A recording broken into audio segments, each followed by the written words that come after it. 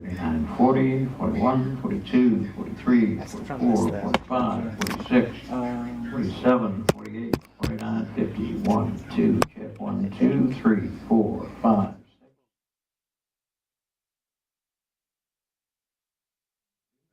Yep. I'll just make them both external.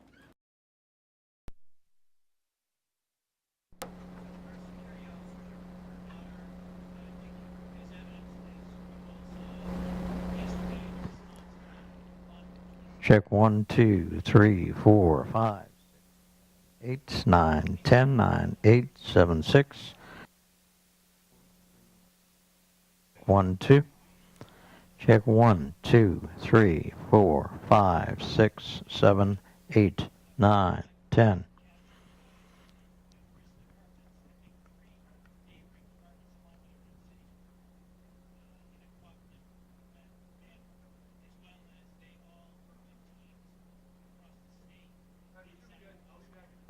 Okay.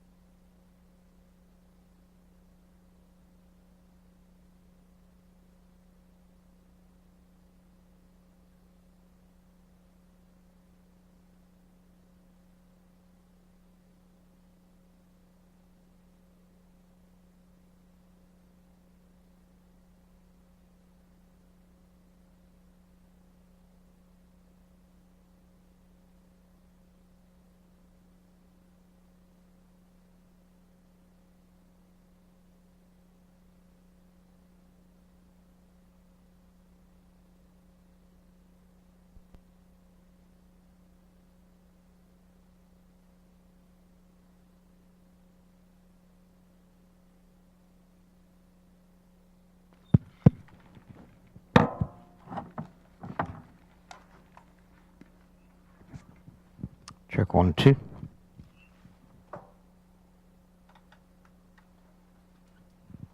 Check 1, 2.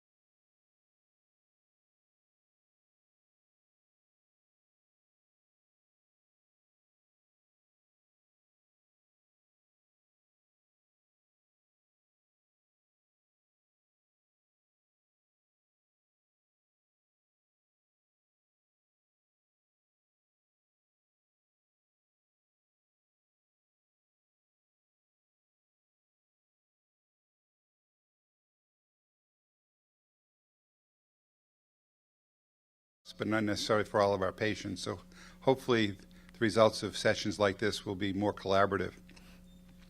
I'd like to introduce Jason King from WMUR Sports, who's going to be our MC tonight.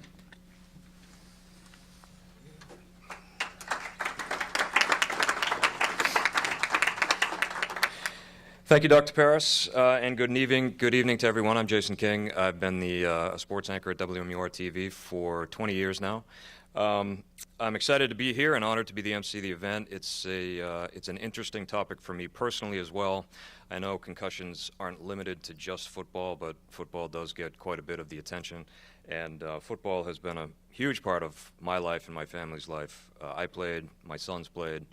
One of my sons played at the Division I college level, and I was also a coach for nearly 20 years at the youth and high school levels. So I'm excited to hear what the panelists have to say. A minor logistical matter, in terms of the format of the program, we're going to give you plenty of time to ask questions, but at the end. So we just ask that you wait for all the panelists to give their presentations, and then we'll open it up for questions. At the end, we'll have microphones. You can address the certain panelists that you'd like to ask your questions to. So if questions come about throughout the night, make notes, jot them down or whatever, but please save your questions until the end. You'll have time to ask them. So we want to thank you all for being here, and for those watching on the live stream as well, thanks for tuning in. We'll explore the concussion issue from many different angles, and we'll provide an opportunity for a discussion on how to make good decisions when considering playing a contact sport. Okay, so whether you're a parent, coach, trainer, school administrator, or just enjoy playing or watching sports, concussion injuries are becoming more and more concerning, especially in the last few years. To give the most complete picture of this landscape, we'd like to start the evening off by hearing from Mike Mccann. Mike is a lawyer, a professor, and is the Associate Dean of Academic Affairs at UNH Law, and is part of the Sports and Entertainment Law Institute. He is also a legal analyst for Sports Illustrated. Mike Mccann.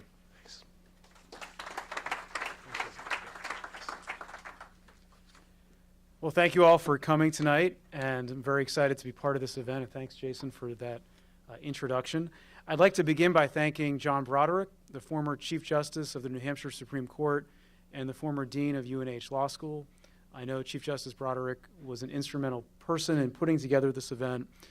He has been a mentor to me for many years, and I was very honored that he invited me here tonight. And I'd also like to thank Dartmouth Hitchcock, and particularly Karen Borgstrom, who has helped to organize this event and put everything together. And of course, the Southern New Hampshire University for hosting tonight's event, and Delta Dental for sponsoring it. Today, we're going to talk about concussions, and although I think the focus will likely be on football, just as a starting point, and Jason mentioned this, concussions are not limited, obviously, to football. We know that they're occurring in soccer. We know that they're occurring in hockey, in rugby. We know that mixed martial arts has had to deal with concussions. In fact, some studies suggest at a very high rate. Wrestling, that it's an issue that goes far beyond the manner in which we typically look at it, which is through football, and it's also spawned a number of class action lawsuits, most famously against the NFL, and I know Matt's going to talk about that to some degree, but also against the NHL, against the NCAA, against World Wrestling Entertainment, against U.S. Soccer. Over in Europe, rugby is dealing with it. Back home, Pop Warner is dealing with litigation. And all of these lawsuits are really about either current or former players arguing, you didn't tell us how bad the risk was. And maybe you went out of your way not to tell us. Or maybe you didn't know yourself. And when we're looking at these issues, I think issues of notice, providing parents, providing players with adequate information about the risk of suffering a concussion and related neurological problems is critical. And aside from professional sports, we know that at the local level, I know there are superintendents and teachers in this room. Since 2009, all of the states have adopted laws to address the risk of concussions. Now, those laws are all over the board in terms of how good they are, in terms of how scrutinizing they are, in terms of whether they're addressing the actual incident of a concussion, trying to stop it before it happens, or whether they're focused on the aftermath of a concussion. But it is certainly an issue that New Hampshire has grappled with. We have passed a law in this state that has helped to provide notice to parents and has helped to treat those who have suffered concussions. It's a good law. Other states have been more aggressive, but we're certainly ahead of many other states as well. And some have wondered what should happen at the youth sports level with concussions. What is the ideal law to deter the incident of concussions? And certainly some would argue that the sanctions aren't enough, that when young players suffer concussions, what happens? We obviously get medical treatment, but do coaches get held responsible? Do superintendents get held responsible? I know there's a superintendent here. I'm not saying just to point you out. But should games be forfeited? Should coaches be suspended? There are all sorts of penalties that we've seen at other levels of sports that might be quite effective at ensuring players who have suffered a concussion don't continue to play. What about anonymous reporting? That's a topic that many state legislative bodies have struggled with. Should we have anonymous reporting of concussions?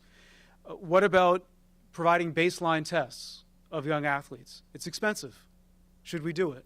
Probably. Who's going to pay for it? That's always the harder question. How much insurance should schools pay for the risk of concussions? Who should pay for that?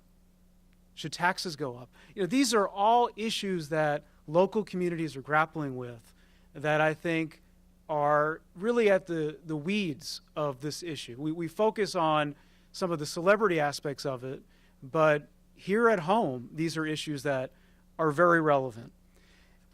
Moreover, we have seen professional sports deal with concussions, and of course the NFL would be the league that attracts the most notice. We know that for years the NFL has approached the issue of concussions in ways that have attracted real criticism. We know, as an example, the person who was responsible for studying neurological harm, the doctor that was retained, was not, you would imagine the doctor that's going to study concussions, what would he or she be? What, a neurologist? A neurosurgeon? Well, who was it? A rheumatoid expert, right, because that's so relevant.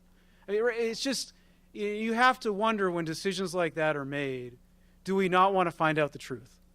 And of course, some have said that there's a parallel between how the NFL has approached concussions and the tobacco industry. That for years, information wasn't shared. Now, how strong of a point that is, I think, can be debated. Certainly, the risk of concussions has been known for a long time. And I know others on the panel will talk about that. Whereas with smoking, of course, people didn't know. Those who held the science didn't share it. And even worse, there was fake science that was provided to really confuse the issue. The NFL wasn't able to do that, and there's no indication that they wanted to do that, but certainly did they make best efforts to find out the incidence of concussions? I think that's a legitimate question. And then there's the issue of the NFL litigation and subsequent settlement. It's gotten a lot of attention. So about 7 years ago, lawsuits were filed by former players against the NFL, arguing that the league committed fraud by not providing adequate safety measures and adequate compensation for players who got hurt. The litigation led to a class action settlement that the United States Supreme Court gave final approval to last year, and that there was a deadline for players, we were talking about this earlier, back in August to join it. And some have wondered, well, what happens if that case had gone to court? Would the players have beaten the NFL in court? There were some real challenges for the players. Even if we argue that the league should have done a lot more, and maybe they were unlawful about how they went about the issue, it's important to note contracts play a role here. There's something called preemption and preclusion, where NFL players agree as part of their player contract and also through the collective bargaining agreement to arbitrate health issues. Why does that matter? because if you didn't arbitrate it and you first go to court, the court will likely toss it. That was a real hurdle. Then there's the issue of causation. Before a player plays his first down in the NFL, he's played thousands of downs in college, in high school, in Pop Warner. How do we know when the hit or hits that led to the neurological issue? And how do we know it wasn't environmental or part of one's own DNA that led to it? And then, of course, there's assumption of risk. And some of you may say, well, if you choose to play football or hockey or soccer or rugby or wrestling, you've assumed a certain level of risk. That would have come out in court. Now, whether there was adequate notice for that risk, I think is certainly worth discussing. And then most recently in this topic, there was a study by researchers at Boston University where they studied brains of former football players at various levels: the NFL, the NCAA, the Canadian Football League, high school on down. Now, and we'll certainly talk about this study tonight. I know Dr. Storrow will probably address it, so I'm going to save some of the details. But one issue with this study that has been raised is that it's not a random sample. It involves brains of former players who voluntarily chose to donate their brains to science, which of course is not a random sample, right? Because you could imagine someone who's already showing symptoms may be more inclined to donate their brain than one who doesn't. Nonetheless, I think it's worth noting that the findings, even with that caveat, and it's an important caveat, the findings are pretty troubling. Of 202 brains analyzed, 177, 88%, showed chronic traumatic encephalopathy, CTE. And of particular concern, 48 of 53 college players' brains showed it, and 110 of 111, it's over 99%, of former NFL players showed CTE. Not a random sample, but still disturbing. And it's also worth noting that CTE isn't covered by the NFL concussion settlement. I mentioned the fact that there was litigation before. It led to a settlement where the NFL has agreed to pay about over the next 60 years, about $1 billion. A lot of money, right? $1 billion with a B. Well, this is a league that generates revenue of approximately $14 billion a year. So yeah, $1 billion over 65, $1 billion is always a lot of money, but when you do the math, it may not be quite as impressive. And I know even before I came on, I had a lawyer for players who haven't joined that class action email me saying, make sure to mention that that's not enough, that it doesn't cover CTE, that it's by nowhere near an ideal settlement. And some players are continuing to bring cases against the NFL. So we will see how they play out. But the issue of CTE certainly isn't going to go away, and it's absolutely related to concussions. Because the connection between the two, and I'll let the medical community talk about that, certainly attorneys for players believe that repeat hits, whether it's a concussion or subconcussive impact, is leading to injury. Now, how prevalent concussions are, I think we'll hear some interesting findings as the night goes on about that. How much should parents be alarmed by the risk of concussions? We'll hear some interesting points about that. But I think what is a key takeaway is that this is not a story that's ended. This is a story where we don't know where it ends. How do you make football safe? How do you make hockey safe? Can you? Without radically changing the sport? We don't know. And we'll find out more as the night goes on. So thank you for listening, and I look forward to answering questions later on. Thanks.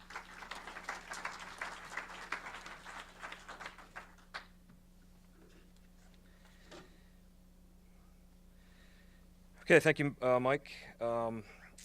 Again, keep in mind Mike's comments and the rest of the panelists as the night goes on. If you have questions, jot them down, save them for the end. You will have time. All right, we're excited to have our next panelist. There he is. Matt Chatham is here, probably recognizable to a lot of you. Matt, former NFL player. He played linebacker for the New England Patriots and was part of 3 Super Bowl championships. He's not only a good athlete, though. After retiring from the NFL, Matt went to get his MBA from Babson College and is now a football analyst for Nesson and Kraft Sports.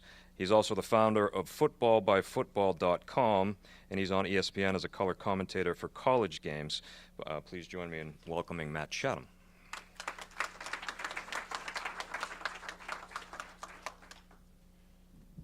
Well, move this up a little bit, Mike. Sorry.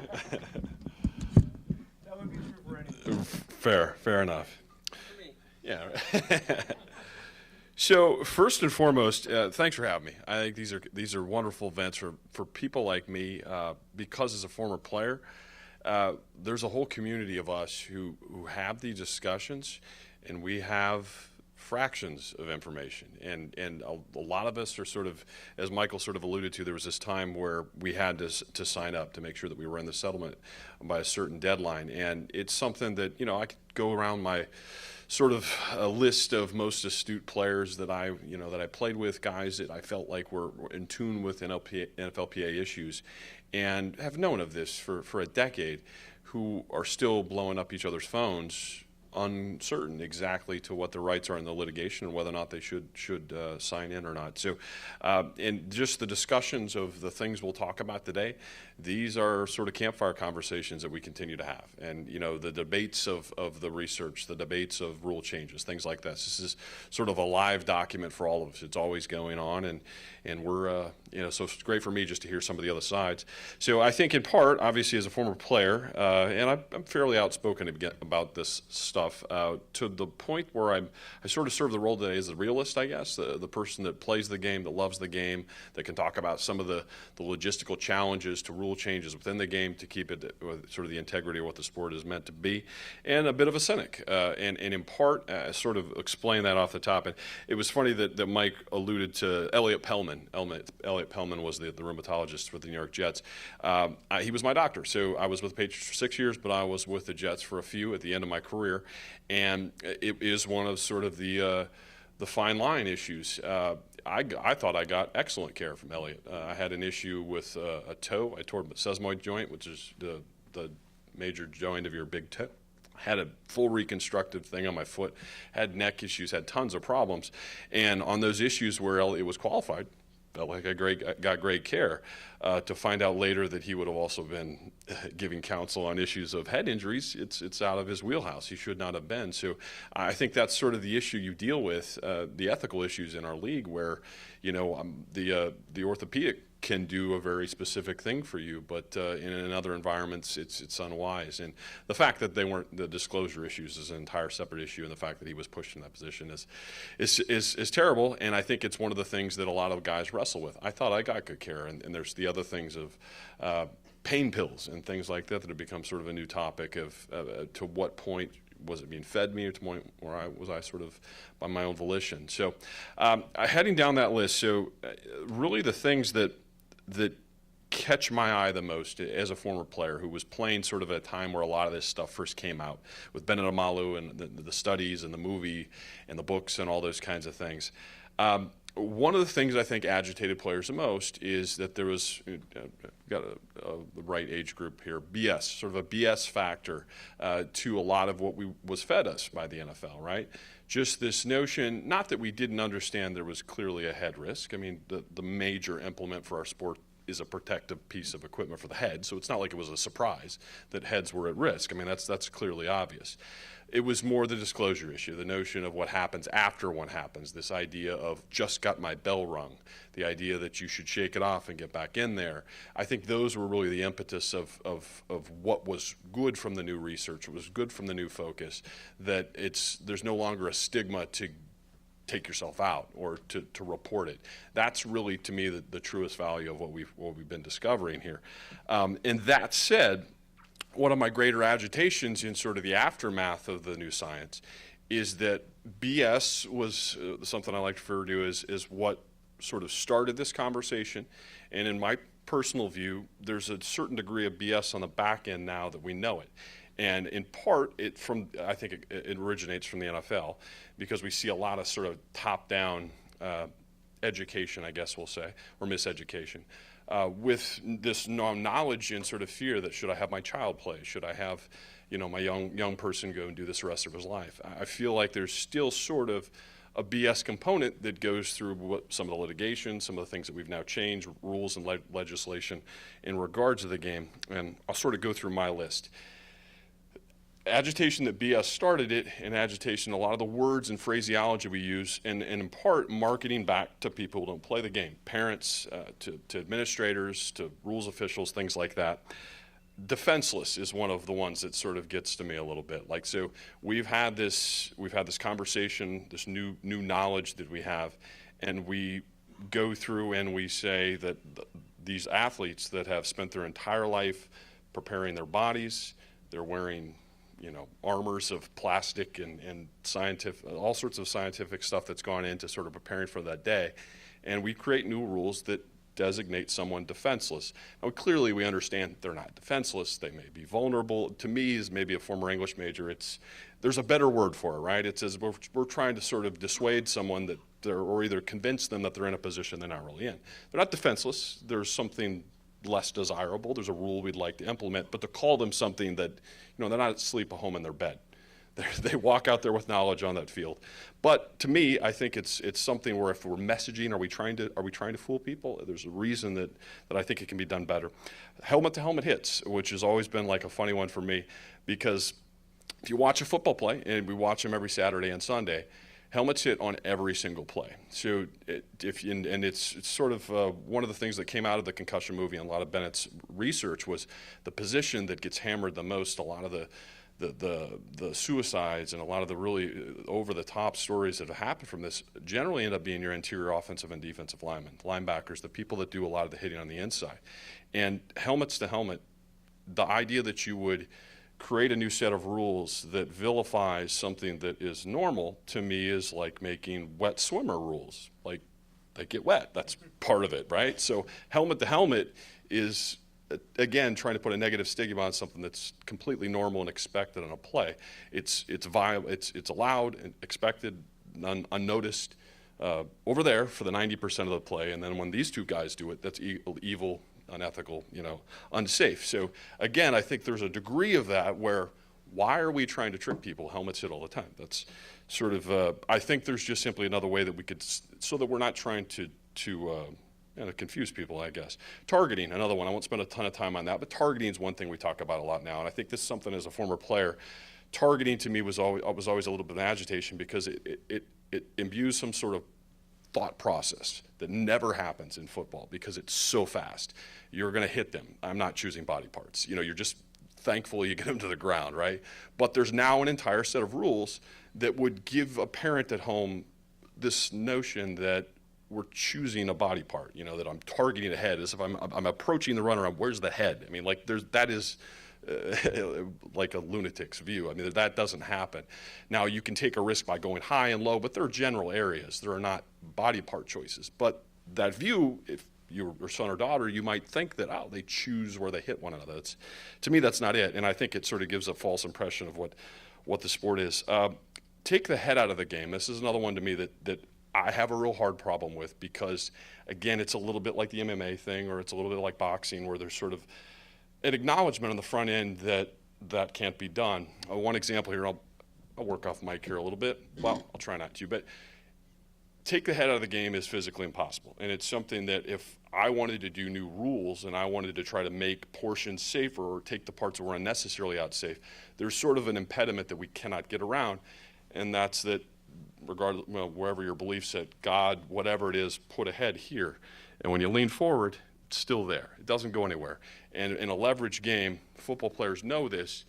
The reason we always kept our heads up when we hit is because that was the safest place for the spine. And one of the biggest issues we get into when we're teaching young people and teaching tackling techniques, the old thought process prior to the CTE stuff was more from a spinal point of view, neurological. Like you don't want to have your head down because you're in a much more in a defenseless posture for spinal injuries. Well, now the big notion is to try to get the head out, and what invariably happens is guys turn their head, right? And some of the concussion research have talked to, I believe it was actually a UNH study. The coaching staff was really big on this. But one of the big issues is that there's this notion of taking the head out. You can't take it out. It's always going to be there. When you turn your head to hit more, concussion, there's no necessary incident rate that's different through a temple or through your side of your head, through the front of your head. So invariably we see a lot of what was meant to be here tackling, which at least was a more safe spinal position. Guys are turning their heads and the contact area just ends up being the side of the head. And why? Because at least when you were here and your head was up, you could see what you hit. The problem with human beings, if you want to call it a problem, is we're not squirrels, we're not deers. We're deer, we don't have eyeballs on the side of our heads. So the notion of turning your head, you now no longer see what you hit. And when you're running at full speed in an NFL game, when you drop and take your head out, invariably everyone's head goes down. It's impossible to keep your head up and turn. Sorry, I lost my mic there. But it's just sort of the physiological realities of doing it. You cannot take the head out of the game of football. If you don't want your head to be collided with, you can't play this game. And that's sort of one of the bigger agitations for me, that, the wonderful care pre-post, a lot of the different things that you can do in the event that they happen, trying to reduce some of the contact areas. But invariably, that that's going to be a part of it. Reducing forces with better equipment. I mean, there's a number of ways to go about it. But I think the notion that we market to parents who don't have experience in it, that we can do something that we all acknowledge and understand you can't. To me, that lends itself to the original thing that started this, sort of the BS factor. So last, and I'll sort of wrap here if I'm going a little long. One of the biggest things, and to me this was, again, being the cynic in the room and having gone through sort of all the stuff with the NFL and what we've obviously felt was fraudulent. If you knew that you've sort of been discovered and there's this new head problem that we all need to tackle, that was unintentional, but this new notion that this is the new thing we're going to take head on and we're going to try to solve this problem or reduce it again. The one thing you would not do if you understood football inherently, if it was your sport, and you really wanted to demonstrate that you could cut down on those kinds of collisions, rule changes for tackling would not be your issue, because you know that in any given game, any of these hits that would register, if you're measuring, those hits that are a percentage of what happens in a game, I'll just throw a number out. Say if on each play there's 6, 7, 8 collisions that register, and you've got 180, 190 plays in a game. The small percentage of those that are relative to what happens in a tackle, it's minute and it's not problem solving, because in the event that you even cut the concussion incident rate in half for what goes on with a tackle, the tackle is far outside the greater pool here of when the collisions happen. Happens in all the other stuff, the interior stuff, and they know they can't take that out. It's impossible. I'll give you an example. As a linebacker, if I come down and have to hit an offensive lineman, if I do the heads out thing, taking a side on the block, the ball goes the other way. It's just a job where you have to take it on square, and unfortunately they put the head here. It's really, you cannot get around that. So we would fundamentally change the game. You could not play the sport this way. There's been this talk of rugby tackling, and I think there's actually some great games from examples from the Patriots game the other night, that in moments where you don't put your body in front as an impediment and try to do around the back, what happens in our sport, different than rugby, is we measure every yard. If you do the around the portion, around the legs and head and the back thing, they fall forward. And if it's 3rd and 1 and you use that technique to save your head, they fall forward and you don't keep your job. So it's one of the unfortunate realities of this game, that you can't change that. You can't. There are moments where you have to do it. So it's part of that to me. It's like when you're going to actually solve what's solvable and not market to people in ways that tells them you're still trying to deceive them. Because I think that's probably the biggest impediment to all this. So my final thought was just that I think we got to be authentic with this. And I think one of the biggest things to understand when you're talking about football players, especially if you're going to do research for them and try to convince them to be more safe in their decisions pre-post and during, is to understand who they are. And I thought one of the biggest issues with the NFL where they got wrong was this notion of participation. And I think there was a belief that, that you needed extreme high participation with children to keep fans interested. And my personal belief, and not everyone agrees with this, but I think comparable to boxing in the 20s, or boxing in the 30s and 40s. boxing was the most popular sport in America at the time. And why? It wasn't because all the little kids were in boxing leagues. It was because the sport was compelling. People like to see people fight, for whatever reason. But I think there's a misnomer now that since this CTE information has come out and since the focus for concussions has been so high, that we have to somehow convince parents that it's safe. That if you have a child that's collision averse, that's not terribly aggressive, that doesn't want to get involved in this, it's okay, it's just like soccer, come on over. And if we don't do that, then they'll somehow not be fans later. I don't believe that at all. I think what's compelling about it is that it is dangerous. And the participants, the guys like me, they're doing it because it's dangerous. We're choosing the more dangerous option. I'm choosing it over basketball. I'm choosing it over soccer. I'm choosing it over, it's the one with the collisions. That's why I like it. So you're marketing, you're trying to do research for, you're trying to learn for that kind of person and informing them that it's portions are unsafe. It's great information, but it's not going to compel them not to do it. So just understanding that that's sort of the framework with the person you're dealing with and problem solve from there. That's all I got. Thanks.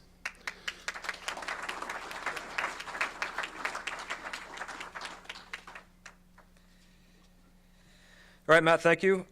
Next, we're going to hear from Dr. Bill Storo. Bill is a pediatrician at the Children's Hospital at Dartmouth-Hitchcock who specializes in concussion injuries and prevention.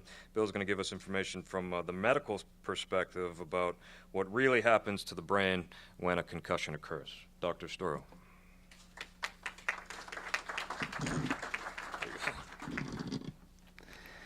So I figured out while I was sitting here why I didn't become a football player, especially an NFL football player. I don't think my hand could support the Super Bowl ring.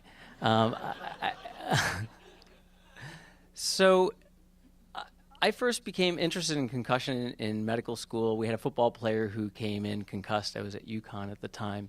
And then I was at University of Virginia when Troy Aikman had his Super Bowl that he played concussed. He was knocked out the previous game 2 weeks earlier and won a Super Bowl concussed. And I think they asked him somewhere along the way, how did you play in a Super Bowl and win a Super Bowl concussed? And he said, well, I was seeing 3 of everything. I always hit the middle receiver, and that was the right guy. And he had symptoms for months afterwards.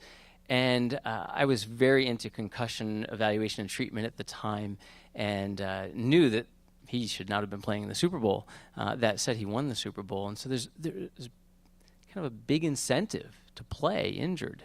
For a lot of us who were athletes over the years, a big incentive to play injured. I wrestled in the state tournament with my collarbone broken for 4 minutes. Didn't know it was broken, I just knew my shoulder hurt, but I kept playing because I wanted to win.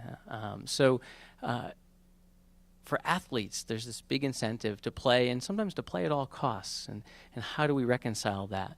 Fast forward a little bit beyond the 90s when Troy played in that game, and then they were talking to Steve Young and other people about, boy, you really have to pay a little attention. The NFL actually did meet with some of the players, the high-profile players, and said, we have to pay a little attention to what's going on with you guys. And I think Troy and Steve Young said, well, what does this all mean for us in the future? Like, no, we're not sure, but we're going to pay attention to it. And obviously, maybe they swept a little bit under the rug over the years. And a great book to read if you like reading books is The League of Denial. I'm sure Matt's read it and Mike's read it. Excellent book.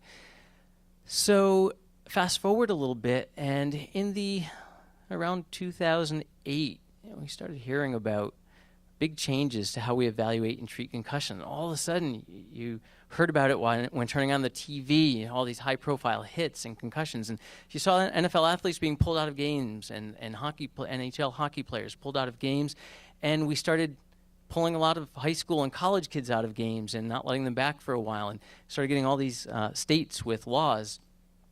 And why? And every few years there's a big international concussion consensus conference that gets the greatest minds in the world together to talk about what do we know about concussion and how to treat it. And so they tried to start figuring out what's safe, what isn't, how do we get people back, when do we pull them.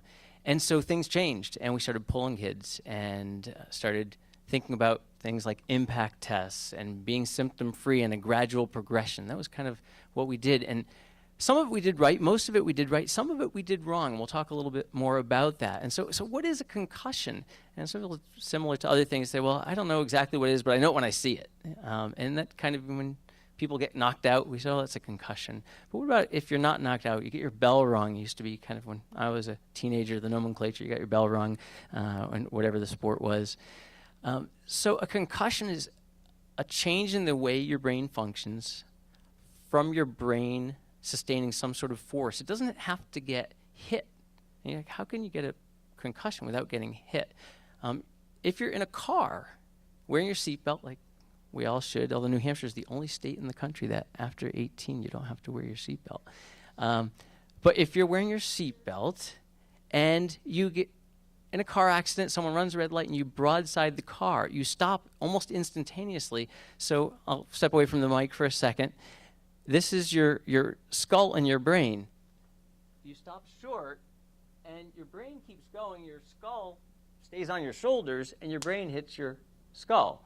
So even though you didn't hit anything, you didn't hit the airbag, you didn't hit the windshield, this is real speed. Your brain hit your skull, you can get a concussion without hitting your head.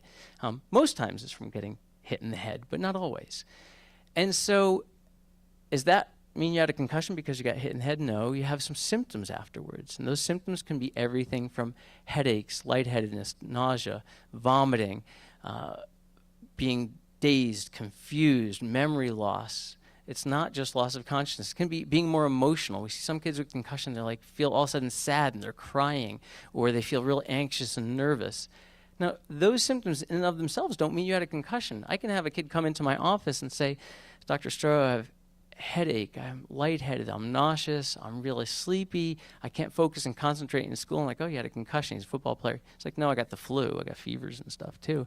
Well, so just because you have those symptoms does not mean you had a concussion. It's when it follows some sort of insult to your brain, either getting hit in the head or your body stopping short and your head striking your skull. So that's a concussion. What happens inside the brain? It's biochemical changes. A CAT scan or an MRI is not going to show you the concussion. So should you get a CAT scan or MRI? Kids go to the ER and they do CAT scans and MRIs at times. Yes, maybe. What is the yes, maybe? When we're worried about something worse going on, yes, there is worse than a concussion. You can have bleeds in your head.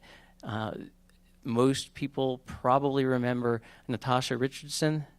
She's was Liam Neeson's wife, skiing in Canada on the bunny slope, learning to ski, and no helmet, fell and hit her head, and she had progressively worsening symptoms. She needed an urgent CAT scan and her bleed to be drained, and could have saved her life. Instead, they delayed going to the hospital. She kept putting it off, that I'm okay. And by the time she got to the hospital, it was too late and she died. Not because she had a concussion, because she had a bleed. And so how do we differentiate that? Progressively worsening symptoms, repeated vomiting. Vomiting once, we don't get so worried about. You keep vomiting, we're worried. You stay really confused, we're worried. The worst headache of your life that's not getting better, we're worried. Neck injuries, you have a lot of neck pain, we're worried.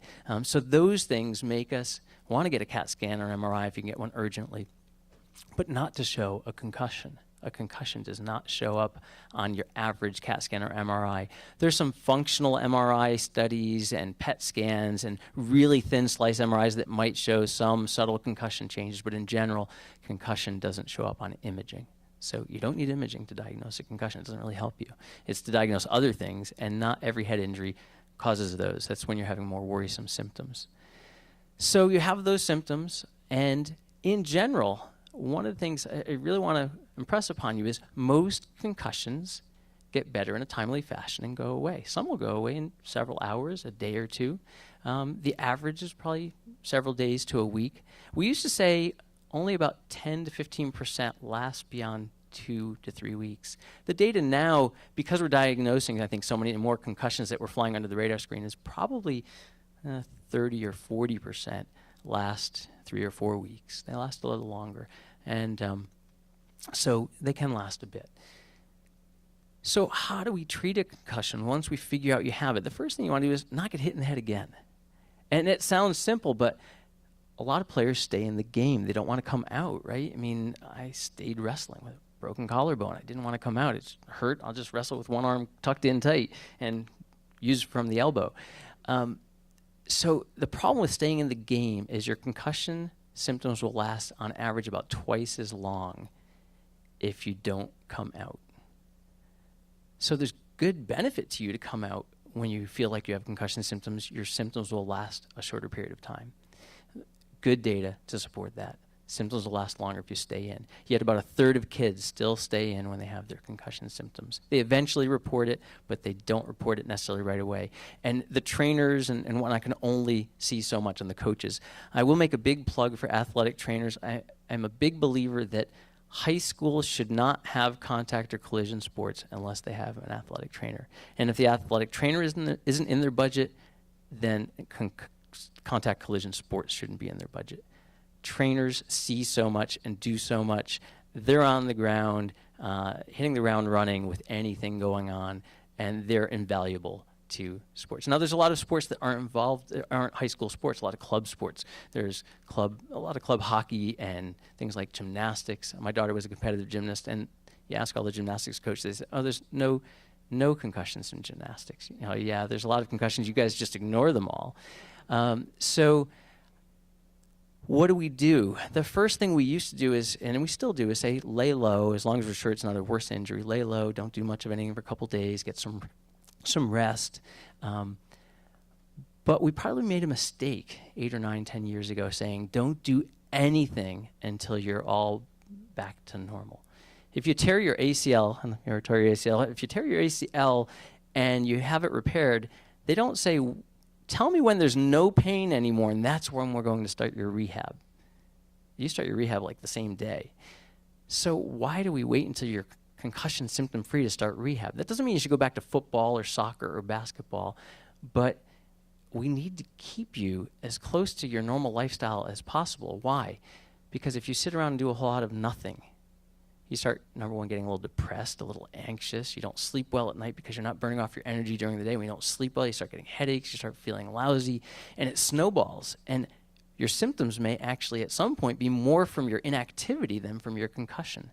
So there's a big push you're going to hear about over the next year or two, not to get back to playing football or soccer right away, but to get back to normalizing your life as much as possible, as long as it's not worsening your symptoms. We need to get you back to school, doing what schoolwork you can. We need to get you back to some activity. Initially, stationary bike is my favorite activity initially, a brisk walk, eventually maybe an elliptical, not running right away. Your head bobs around with running, and that can bug people. Eventually, some lightweight training, things like that.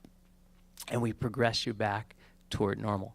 So what sports cause concussion? Almost anything where you can fall can cause concussion, or you can hit your head. We talk about the worst sports, and actually, what one activity or sport do you think causes the most concussions in this country? Bicycle. Not because the bicycle is the most dangerous. Per participant, it's not a high rate. But think about it, like 80% of kids ride bikes. About 5% of kids play football, if that, because it's just boys, and it's probably like 2 or 3% of people play football. And so when you look at the per participant rate, football is up there, but so is hockey. We never talk about these two sports, but they're probably the very highest, and that's MMA and boxing. I don't think you can box in a match or sparring without having a headache. That means you have a concussion every sparring or match. I mean, is that bad for your brain? Probably the biggest take-home message I can say is that getting hit in the head is bad for your brain.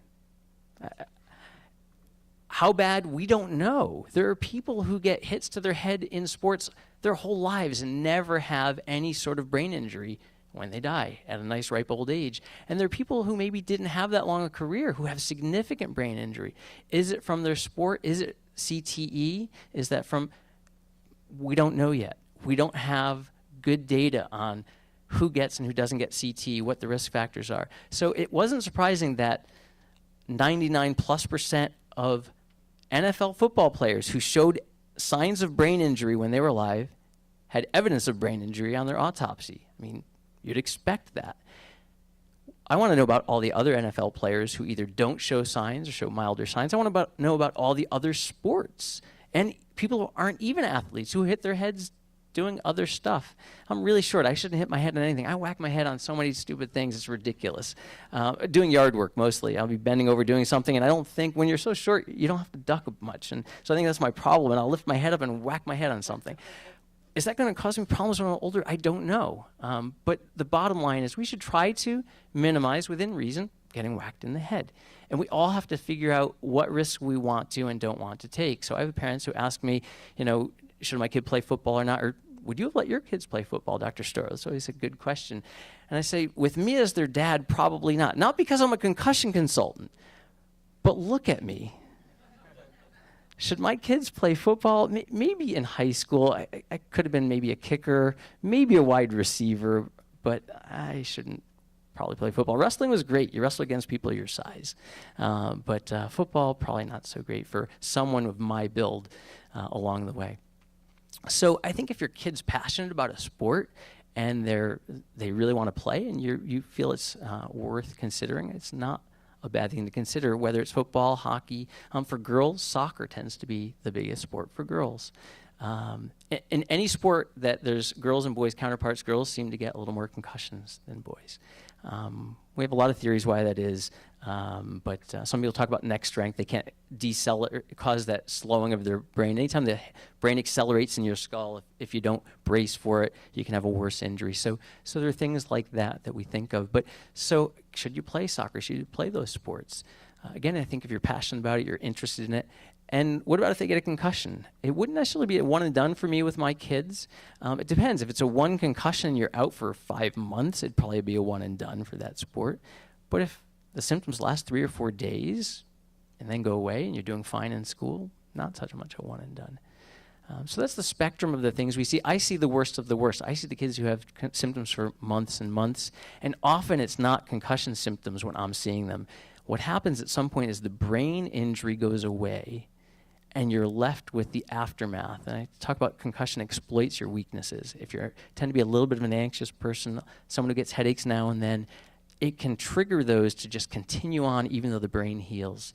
And how do we know when the brain heals and when it's just this aftermath, this kind of snowballing effect? There's no easy way to know, but kind of looking at what else is going on with those athletes or those students is real important. But important to get back to your normal life as much as possible, as much as your symptoms allow for. And in some ways, it doesn't matter what your symptoms are caused by. There's a data piece that you're going to be astounded by, and I almost hate to tell you that. There's data that says that even one concussion triples your rate of suicide. I think the biggest reason for that is people who have a concussion history, if they're depressed, they say, oh, it's just from my concussion. Instead of seeking care like all other depressed people try to do, hopefully, and go into counseling, maybe get on medicine, do other things to help their depression, it's like, oh, it's just from my playing football, and I'm stuck with it. And then you get more depressed, and then they say, life's not worth living. We need to think about mental health concerns no matter what the cause, whether it's from concussion or not. So there'll be time for questions and answers. I can go on and on, as you can tell, but I think that's enough food for thought about what concussion is and how we evaluate and treat it. Thank you.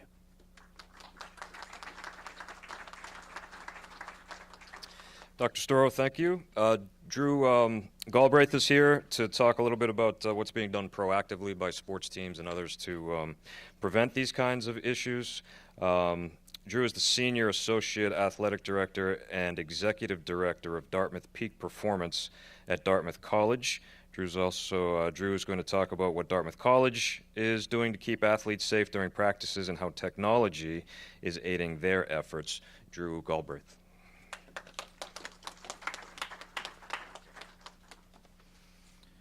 It's nice to follow Bill because I actually get to push a mic up for once. So usually I get right after the former athlete. So we've heard a lot about kind of what's going on in the landscape, and just briefly, in college the landscape is very different.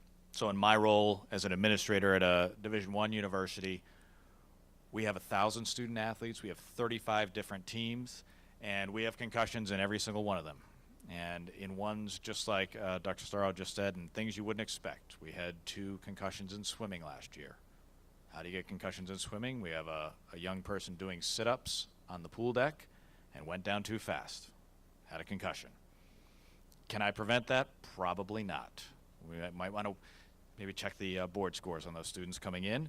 We also had another one who got too close to another athlete in the lane line and got kicked in the face. I would think we have enough money at Dartmouth for goggles. Maybe we should look ahead, maybe not, I don't know. So, but this is a really significant issue for us. And so at Dartmouth, our challenge is we're trying to create these competitive experiences for young people, and also at the same time think about their health and well-being, knowing that these at our university are some of the best and brightest that our country has to offer. And these people are going to be the future leaders. And so we want to protect those brains as best we can. And it's hard. It's hard because these are games that we love. But at the end of the day, they're games. And so we need to think about that tug and pull between allowing our students to take these risks and risks that they're assuming, and at the same time thinking about what are best practices and how do we do that. So we think about these sports that have very high rates of concussion. So of the 10 sports that are NCAA sports that have the highest rates of concussion, at Dartmouth we sponsor 9 of them. We're not running from a problem saying, well, we're just not going to sponsor those sports. Wrestling has the highest per capita rate of incidence at the college level. We don't sponsor that, but we sponsor the other 9, which are men's, women's ice hockey. Football is 4th highest, women's soccer, women's basketball, women's lacrosse, volleyball. We now sponsor women's rugby at the varsity level. And just as Matt was saying, you can't take the head out of a sport like rugby. You have to keep your eyes up and know what's coming.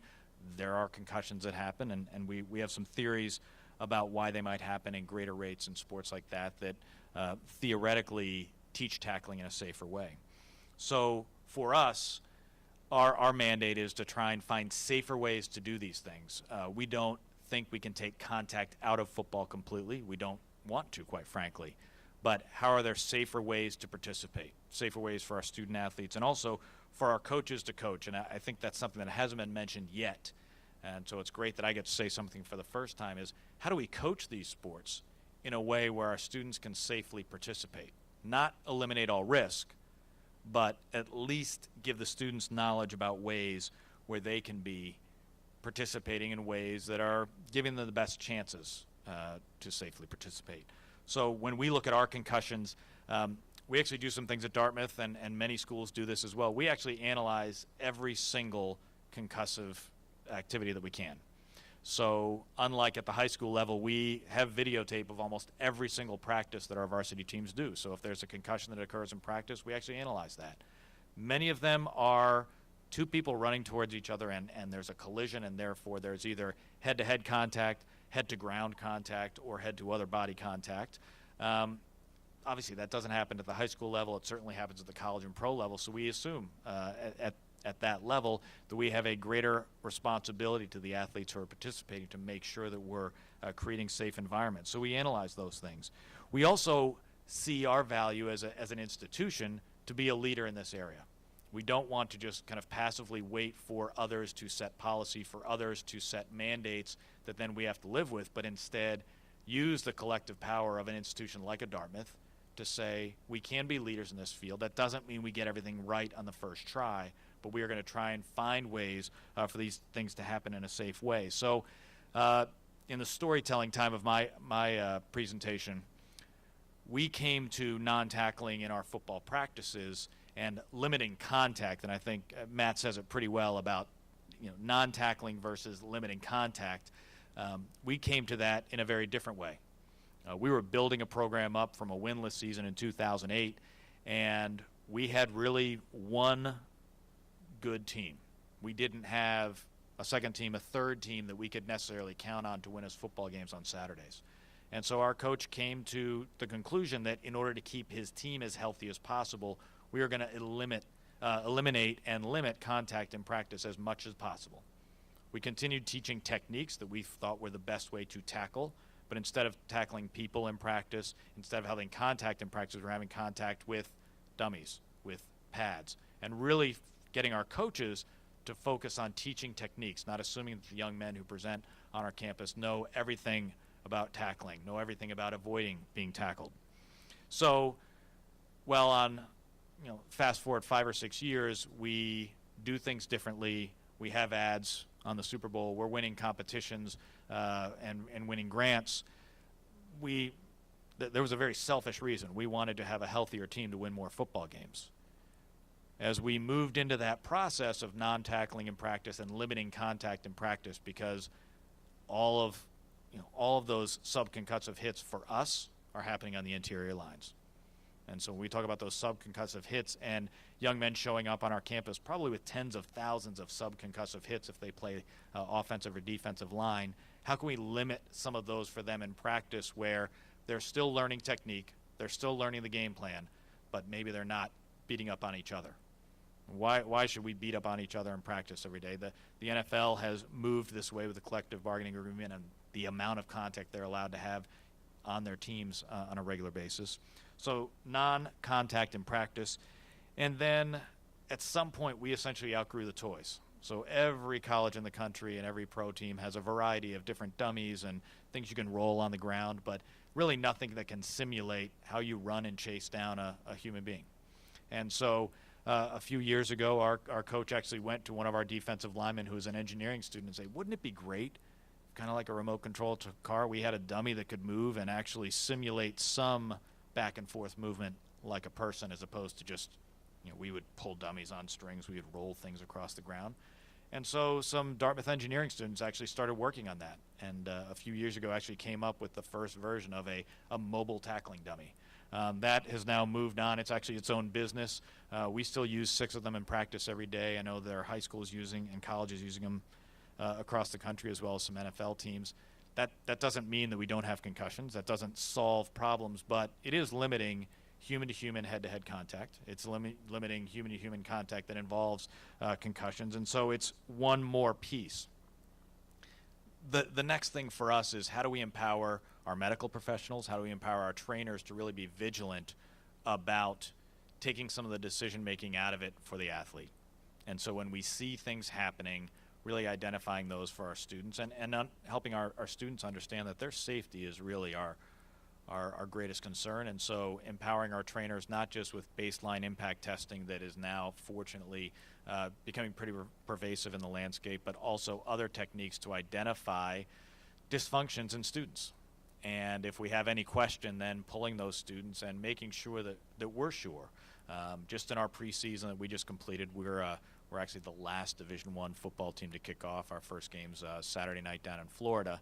But just in our preseason, we had 3 young men who were pulled from practice for a day, and then the collision that they in the moment thought might have been a little too much, and lacking that that holy grail of a blood test that will tell us for sure concussion or not concussion. There's definitely a hit that caused us to pull them from practice, and then they were back faster than because they didn't present any signs after a couple days. And our physicians and trainers working directly with that athlete without coaches having a say-so on, well, we need him back tomorrow, we need him back the next day, but it's really the medical professionals making those determinations. And the next piece, and one that quite frankly as an administrator scares me, is the next step in equipment. And so we all know, or hopefully you know, that helmets weren't created to prevent concussions. They were created to prevent skull fractures when the game of football was under assault nationally in the 1910s. So we take something that now parents in youth sports say, well, he's wearing a helmet, he should be safe. Well, he's going to be safe from getting his skull fractured. He's not necessarily going to be safe from that sudden stop in movement, that collision movement that the brain's still sloshing around the head. That being said, there are a lot of companies out there that say that they've got the next greatest thing. And so as a university, we have to walk that fine line. We have to try some of these technologies. We have 3 men in our program right now who are using a helmet that is $1,500, that is purported to absorb some of that force from a collision and hopefully not translate that inside the skull into the brain. We normally pay about $350 for a helmet, so if we get to the point where we're going to have to outfit 130 football players in a $1,500 helmet versus a $300 helmet, that's a value judgment we have to make as an institution. But we also want to know that there's some science behind it and some studies that really validate that it really is safer, or is it just marketing, as a couple of the panelists have said. So thinking about those practices, and then continuing to think about ways in which we can teach this game safely and limit opportunities for those collisions. We want our young men in our program to be violent on Saturdays. It's not a contact sport. It's a collision sport. It's a violent sport. And as Matt said very well, the people who play it love those collisions. But there are ways where we can do some things to limit some of that contact and keep the game safer for more and more folks. So we actually use, we film all of our practices in 3D, and we have several position groups that they watch those practice plays in 3D afterwards. And so if you're a quarterback and you don't get a heck of a lot of reps, and we know that we don't hit the quarterbacks a lot in practice anyway, but the quarterbacks can all watch plays over and over again and really get the same neural benefit of a practice in 20 or 30 minutes without risking any contact. Does that make him a better player? Maybe a better player. Doesn't replicate being out and throwing a pass in practice, but it does, once again, give us an opportunity to teach a game without putting students at risk. And kind of finally, thinking about the ways in which we return students to play and making sure that everyone on your campus or on your organization is very clear about who are the decision makers in that process. And for us, and we're very fortunate at a place like Dartmouth, we can lay down edicts and say that our coaches have no involvement in that process beyond something that Dr. Thoreau just said, which is the players socializing when they're returning to play from concussions. We think that's very important. We don't want a college student going and sitting in a dark dorm room and being told not to be on their screens and being told not to do anything and just sit in a dark room for 3, 4, 5, 6 days. We want them to begin socializing. We want them to begin thinking about ways where they can return to a life of normalcy and then hopefully playing normally at the end of that process. It doesn't always work that way. We've had in the past few years a few young men who just did that value judgment on their own and said, gosh, this was a bad experience for me coming back from a concussion that might have taken 3 weeks away from the sport, and I don't know if I want to take that risk. That's okay. We respect that decision. We still have 121 other young men in the program that are taking those risks on a regular basis, and neither's better or worse, but knowing that those decisions for return to play ultimately reside with medical professionals, and we have coaches and other administrative staff who accept those decisions completely. And finally, getting back to that principle for us, which is always going to be, it's about athlete safety, and that's at the youth level, at the high school level, the college level, the pro level. It's really about making sure that when we leave a field at the end of the game, we want everybody to be as safe as possible, but give them the opportunities to do these things. We're talking a lot about football tonight. Football, I think, is probably in the best position because people are talking about it. My fear is a lot of the sports where these things are going underreported and unreported. We don't have as many trainers out there in your hockeys, in your lacrosses, where these are seen as growth sports. They're not as violent as football, but they're very dangerous. And so for parents to be making those value judgments, I get the question as somebody who lives in this world, well, would you let your son play football? I have a son who's an 8th grader. He played in a football game this afternoon. If we have concussions down the road, we'll make those decisions as a family about what's best for him, his health, his safety, his future. But you can't tell me that there's not a huge risk in him going if we were to let him play lacrosse in the spring and run around with a bunch of 8th graders with metal sticks and in shoulders that aren't fully developed. Yeah, that's dangerous too. And so I think it's really important for families to make those decisions. And similar to Matt's comment before about some of the heads out tackling and things that are being taught, everybody says, well, rugby. Well, maybe rugby's a safe game. That's going back to, I think most of the panelists around the same age. We would just go out and play tackle football in high school, no coaches around, no people around with no pads. That was pretty dangerous and usually ended up with either an elbow or a collarbone. That was what ended the game, right? Somebody had something broken, and so the game had to end. Well, that's rugby in a lot of situations right now because you have people who didn't grow up playing the game teaching the game.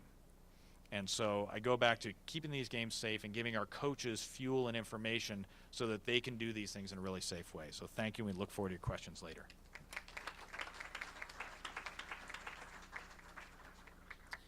All right, Drew, thank you. And last but certainly not least, Amy Hollingworth is here. Amy is the director of the Safe Sport Network at the New Hampshire Musculoskeletal Institute. Did I say that right? Amy Amy's going to talk a little bit about identifying concussions during sporting events and more. Amy?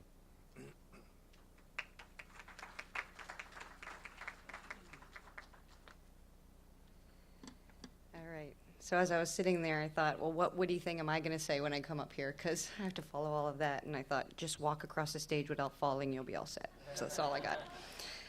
So you've heard about some of the rule changes and some of the legal aspects of sports-related concussion. And Dr. Sturrow did an excellent job of explaining what a concussion is and why we're here today talking about this important injury. What I'm going to do is sort of piggyback a little bit on what Dr. Sturrow had, because I'm going to talk about the sideline evaluation and the decisions for returning to play. And you can't really talk about that without talking about what a concussion is and what you're looking for. So some of what Dr. Sturrow talked about, we'll be talking about a little bit more as well. But I'll be talking from the perspective of an athletic trainer. So, you know, they're a front line, on the front line kind of person that's there every day, sort of making these day-to-day decisions for the athletes. And even more from sort of the secondary school and youth level where we don't have a lot of the resources. So that's kind of where I'm going to try to come from and give you a little information.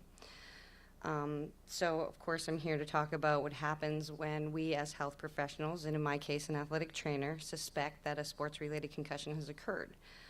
And also to talk to you about some of the challenges that are associated with diagnosis of the sports-related concussion and returning the athlete safely back to play. Because as much as we've learned about concussions and concussion management in the last 10 to 15 years, there's still a lot we do not know. And I think, you know, everybody's kind of done a good job explaining that or talking about that. But to no surprise to anyone, the journey of a concussed athlete often begins on the sidelines. So when an athlete experiences a blow to the head or the body, right, that jars the head or the head hits the ground, many times the athlete will go to their athletic trainer on the sidelines first, if there's one available. So we see the athletes many times immediately after the blow, as well as the next day and for subsequent days until they're healed from that sports-related concussion. So we're in that unique position of walking with them, if you will, on this journey from injury to recovery. Because of the nature of sports-related concussions, many other professionals, both medical and non-medical, will enter in and out of the picture during the recovery process, but we're typically the ones there from start to finish. So let's start at the beginning. What happens and what are we doing when with these athletes on the sidelines or in the athletic training room? What's happening when you see an athlete on the sideline or you see them walking down the tunnel out of sight? Well, a very important point to understand, and something that I just wanted to make sure that everybody leaves here with today, that again is piggybacking off of what Dr. Sturrow said, is that this is not an exact science yet. We don't know everything we need to know just yet. And a lot of times, educated guesswork goes into diagnosing and managing a sports-related concussion. As he said, there isn't a specific test that exists that shows us that someone definitely has a concussion or what the injury to the brain actually looks like or how long they're going to take to recover. It's not like when someone breaks their arm or breaks a bone and the doctor can look at an x-ray and see the break. As he said, we can't see a concussion on a typical MRI or CAT scan. So instead, we use this battery of tests to evaluate many different aspects of the person's brain function and personality and kind of put the pieces together like a puzzle to try to determine when a person is suffering from a sports-related concussion. And then when they've recovered from that injury and can safely return to their sport. So on the field or the sidelines, the first thing we do is to rule out anything immediately life-threatening, something that's maybe not a concussion, which Dr. Sturrow touched upon, right? A cervical spine injury, a fracture of the skull, bleeding in the brain, right? So all of these are catastrophic injuries that can have horrible results if not immediately detected and treated properly. So to do that, to rule that out, we'll ask them some specific questions and gear our physical exam to rule out those other injuries. And if we suspect that, then we activate EMS and call 911. But once we've ruled that out, We then shift our questions to evaluation and to help determine if the athlete is indeed dealing with a sports-related concussion. So on the sidelines, we start with a symptom assessment, right? We just ask them how they're feeling. Ask them a bunch of questions. Do you have a headache? Do you feel dizzy? Vision changes, ringing in your ears. Then we do a physical and neurological exam that just kind of gives us an idea of how their brain is functioning, and we see how they answer. Are they slow to answering? Are they able to answer? Are they acting like themselves? And that's what makes it nice as an athletic trainer, is you know your athlete and you know how they normally act, and you can kind of get a feel for, is that how they're reacting when they're answering your questions. And then we'll do a balance exam as well. Although it's a rapid exam, it's an extensive exam because we all know that sports-related concussions can affect many different aspects of a person's brain function, their personality, physical symptoms, and also even sleep along the way. So because each sports-related concussion is different, some can affect all of these aspects, some many, some just one. So we have to be able to evaluate all of these to kind of see where the problem is. So we do have some sideline tools that kind of give us a package of things so we can standardize the method for our evaluations and then compare that to a baseline if we have that for the athlete. And then we use the results of the sideline test sort of as a bridge to diagnosing the sports-related concussion. Since there's no x-ray or blood test, at this point anyway, these results kind of help us to see the sports-related concussion. Again, we test the things we've learned that can be affected, and if we see they're affected and there's a mechanism or a hit that preceded it, then we kind of make that connection. From the sideline assessment till the end of the game or the end of the time that they're with us initially, we'll continue to do serial evaluations and monitor the athlete to ensure that they don't experience a worsening of symptoms, right? Because that worsening of symptoms, the headache that's the worst in their life, or the repeated vomiting, or all of a sudden they're starting to feel very drowsy and having trouble really focusing, communicating. All of those are signs of deterioration, worsening of symptoms. Maybe we're not dealing with a concussion, maybe we're dealing with something different which warrants immediate referral. When the athlete leaves our care on the day of the injury, we'll release them to the care of a parent or some other responsible adult, and we'll send them home with oral and written instructions for care throughout the next few days.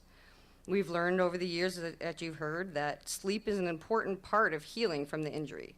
So we don't recommend waking up somebody every couple of hours like we used to, all right? We want to monitor them throughout the evening before they go to sleep and make sure that things aren't worsening, but then we're going to allow them the sleep that they need for healing.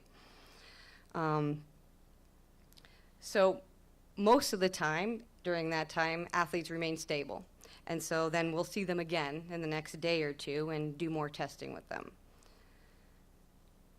But taking a step back, an aspect of concussion evaluation that can make it difficult is that sometimes symptoms don't always occur immediately after the blow. Particularly in young adolescents, it isn't uncommon for symptoms to occur up to 24 hours after the injury. So sometimes after our initial sideline assessment, it still isn't clear whether the athlete has a sports-related concussion. But if we suspect it, what we're going to do is we're going to err on the side of caution. We're going to remove them from play for that day until they can be evaluated further, probably the next day or so. So that's something that you might see, because then at that point, at that second evaluation, it allows that time to see what the symptoms are like as well, and that allows us to do more testing to make that assessment. As far as the treatment and management of sports-related concussion goes, it varies because all concussions are different. We'll work with the athlete to track their daily symptoms and complete a more extensive battery of what we call neurocognitive tests, or what you've heard maybe one of the common tests is the impact test that we do. And that's testing basically their brain function. Things like processing speed, reaction time, impulsivity, which is something we don't always think about, short and longer term memory. We also do vision and balance tests. What is their eye movements like? Because a lot of times some of the symptoms that that kids are feeling are related to ocular or vision. So we'll do those tests as well. And we'll compare those to the sideline tests and baseline tests if they're available. And these all help us to identify where the deficits are for the athlete and areas that can be worked on during the recovery process. Because as Dr. Suro said, we don't put kids in a dark room and just say, okay, come back out and see us in 2 weeks and we'll see what we can do for you. There's active things we can do along the way to try to help them in that recovery. And by being able to see them every day, we can kind of work on those things. So while the athlete is healing from their concussion, what we try to do is limit the athlete's physical and mental exertion, trying to keep it at what we call a sub-symptom threshold.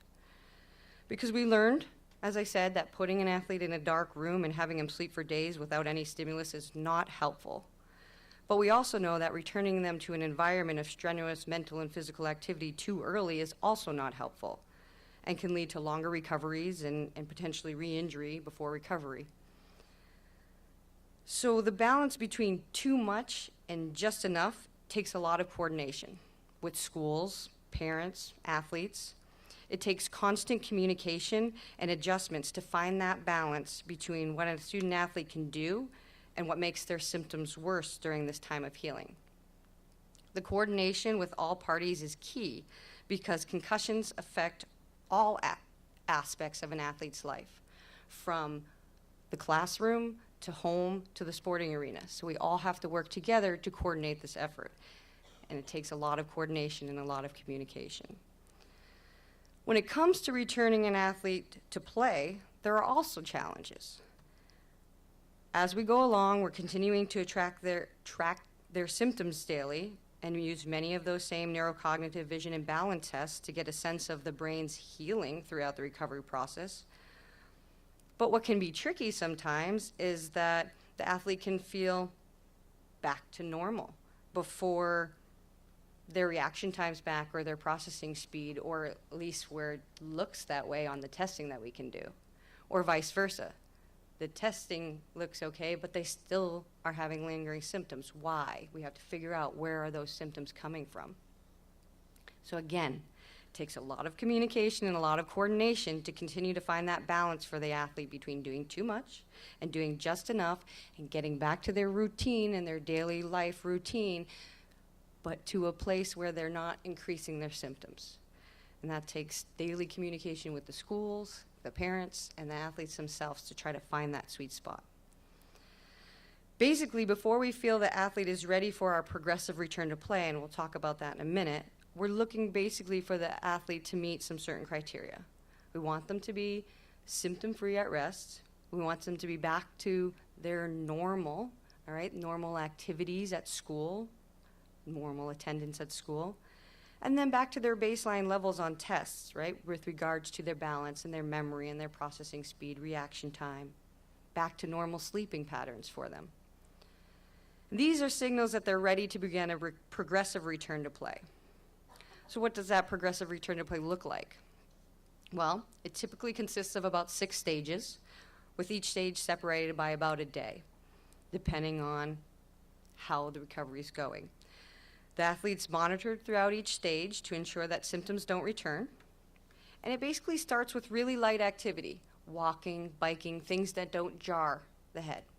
And we try now, to get a little back to that, maybe even while they're still having some symptoms, things that, again, get them burn off their activity, burn off their energy, but in a safe way. That's walking, biking, again, something that's not jarring the head. And then each day we'll add more physical exertion. We'll add elevation changes where they're going up and down, looking back and forth, and actually increasing their heart rate and increasing the strenuous activity until we get to a point where we allow them to go to a non-contact practice, then a practice situation, a full practice situation before they're allowed to go back to a game situation. And this allows us to evaluate the athlete through each stage as we increase exertion to ensure that they're healed and ready to return to their sport. Just as we can't see a concussion, we can't see when they're fully recovered. So again, we're using the tests and monitoring the things that we know can be affected by this type of injury, and when they're back to normal, on these things and they feel back to normal, that kind of signals their recovery for us. And then we use the progression as a second check, if you will, to try to ensure that the athlete is indeed recovered and that symptoms won't return with this extra stress on the body and the brain, signaling to us that they're ready to return to play. Sometimes the question of an athlete discontinuing a sport for their season or their career comes up. The reality is that kids are experiencing sports-related concussions, and often more than one in their career. There's been a lot of discussion around how many is too many sports-related concussions. But we don't have an answer for that now. There are many factors that play a part in answering this question. Thus, it becomes a very personal and often emotional decision that athletes, parents, concussion specialists need to make together after much discussion. So just to summarize a little bit, our goals as athletic trainers are to try to prevent the sports-related concussions that can be prevented by educating athletes and coaches and parents. We try to address the things that can contribute to an athlete getting a concussion in the first place, maybe proper fitting equipment or proper techniques, adequate fitness, following the rules that are in place. And then properly identifying and treating concussions that do occur to prevent secondary catastrophic outcomes in our athletes, like longer symptoms or lifelong symptoms or something worse. So I hope that I've shed some light on exactly what we're doing on the sidelines with our athletes, and also the many factors and challenges involved in making diagnostic and return to play decisions. I hope that you leave here today feeling a little better informed and with some tools to help deal with some of these challenging issues around this injury. Thanks.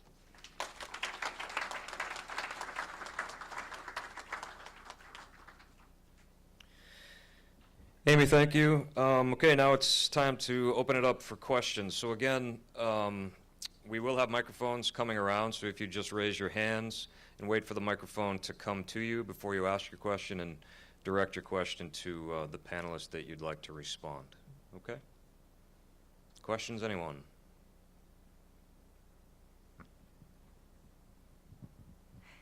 I'm an occupational therapist that works pretty extensively with folks who have had concussions.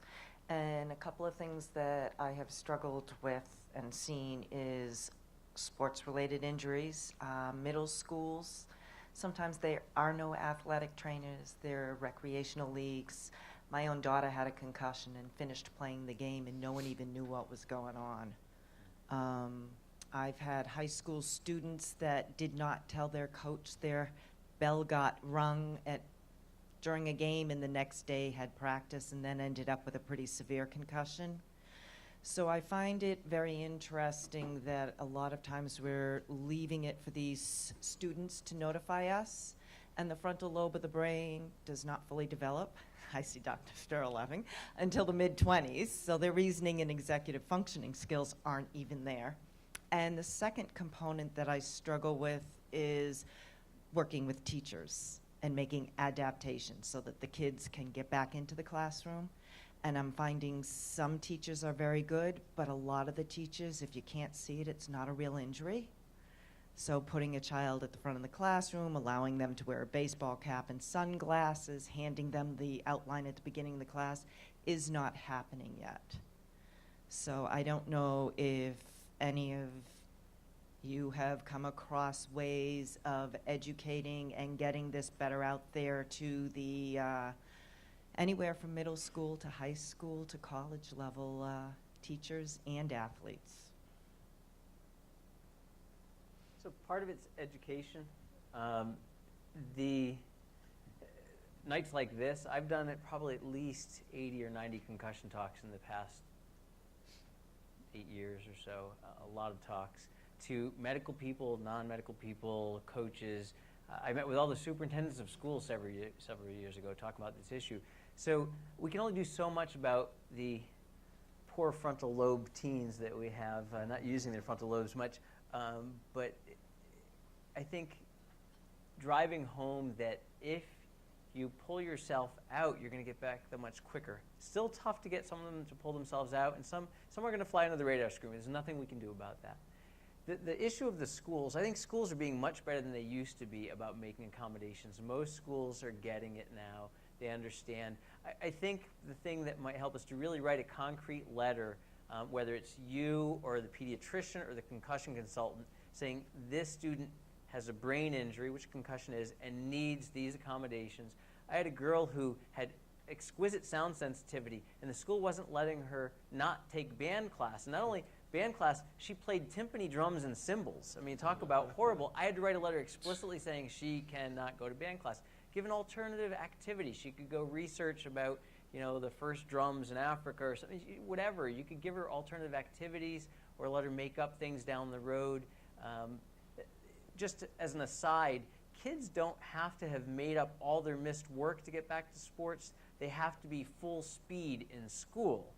If they've missed 2 months of school, it's going to take a while to make all that material up. They have to be back to full speed, that they're taking tests, they're keeping up with the homework. It's going to take a while to make up that work. But it is important to tailor the recommendations to the student. If they don't have light sensitivity, they probably don't need to dim screens and have less screen time and wear sunglasses at school.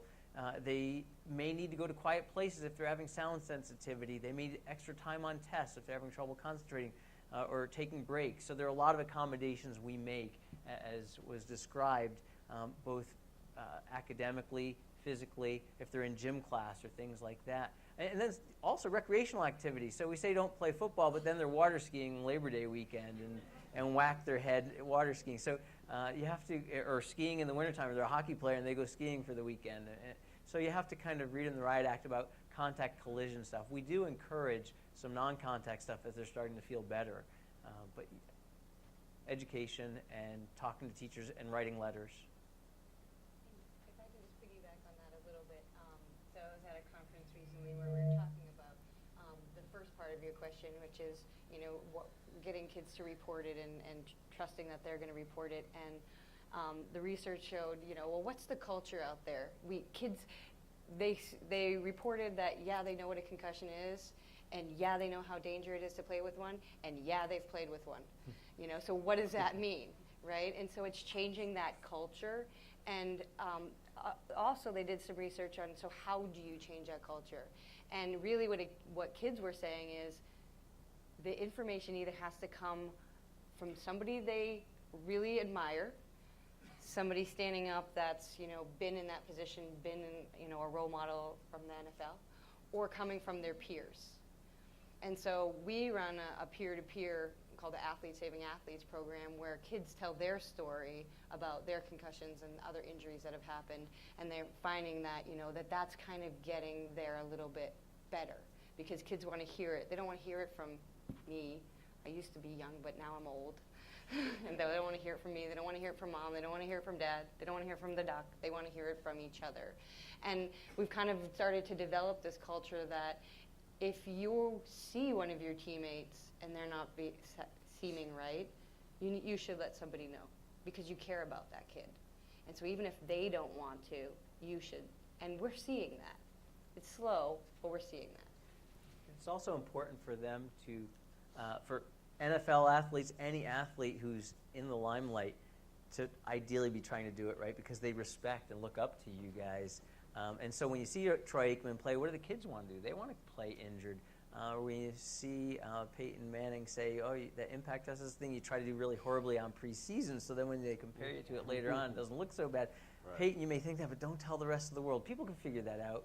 But the bottom line is, people are role models. And I think when they start seeing NFL athletes being pulled, there's the independent observer in the NFL football games trying to watch, and they might pull a guy out who might look concussed.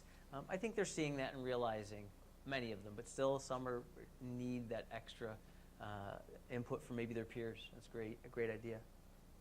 This is for Amy Jorbil.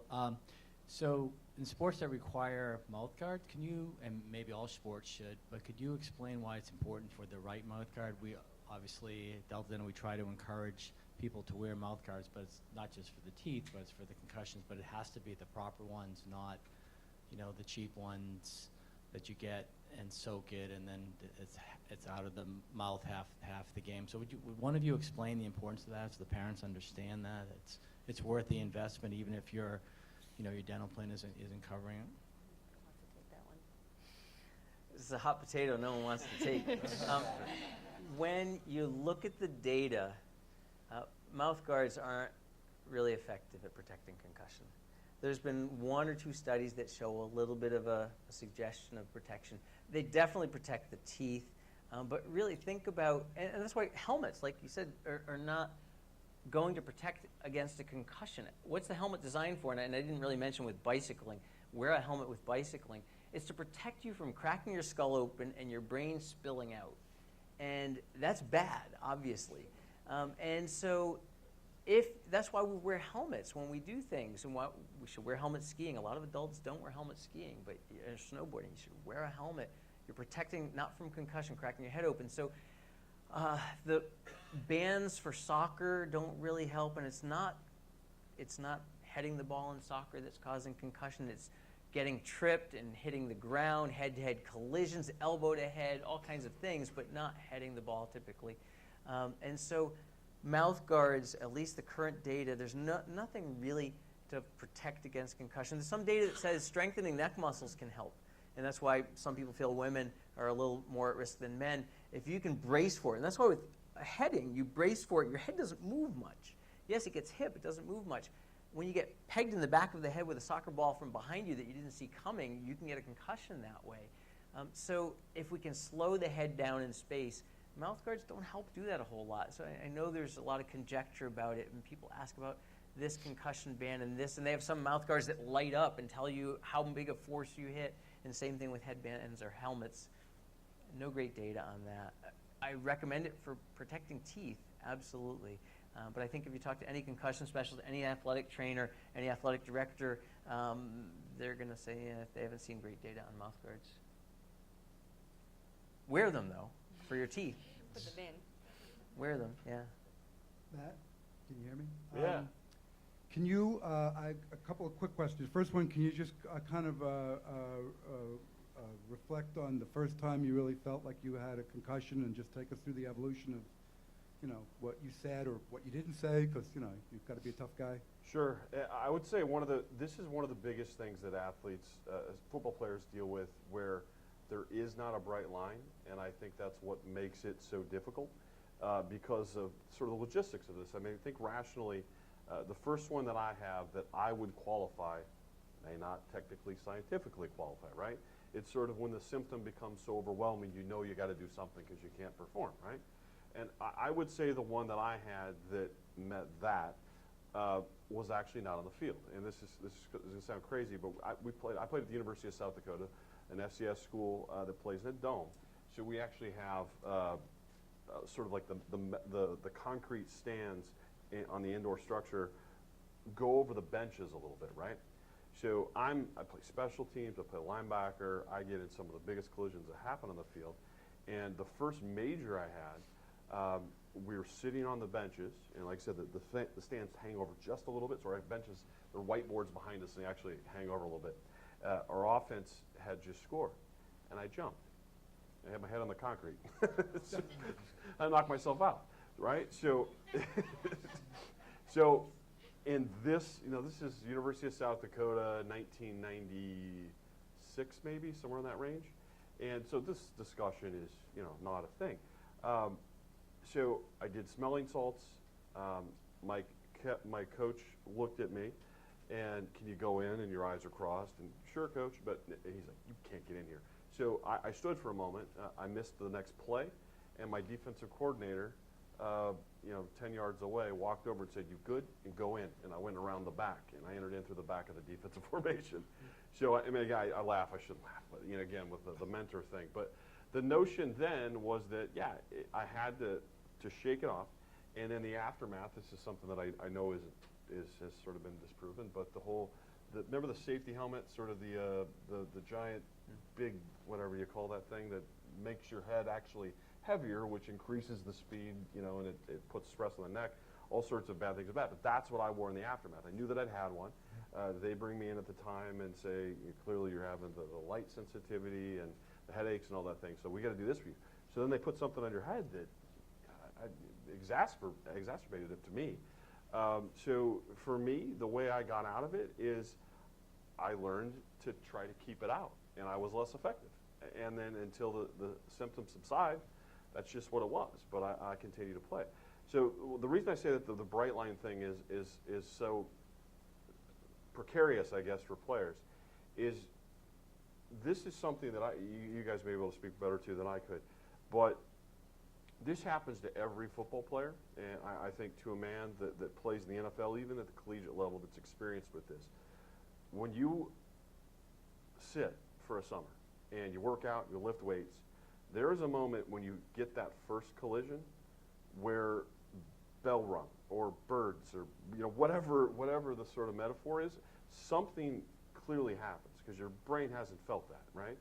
And the difficult portion I think becomes is, could you have 60 people at one point reporting that? How sort of feasible you have to sort of, and it is, it's a real sort of thing that you wrestle with, like at what point was that serious enough? And the reality of football is that little birdie thing happens a lot.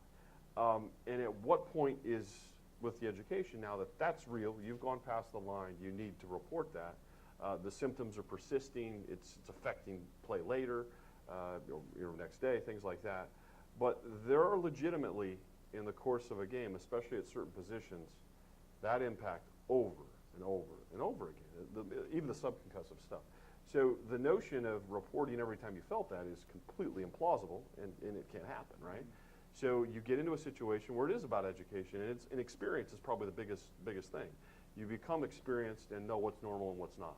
And I think that's the hard part, where it is always going to be subjective.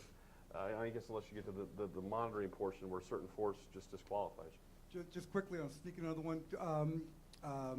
Are you mad at you talked about the BS factor. Sure. How much BS was thrown at you, do you think, from the players from the NFL, and are you mad, pissed off? Yeah, so of course. So one of the ones that bothers me the most is Roger Goodell, and Michael knows this from a lot of different things, and but one of the things that I think is most aggravating is, and again, I think that's a marketing aspect to it, right?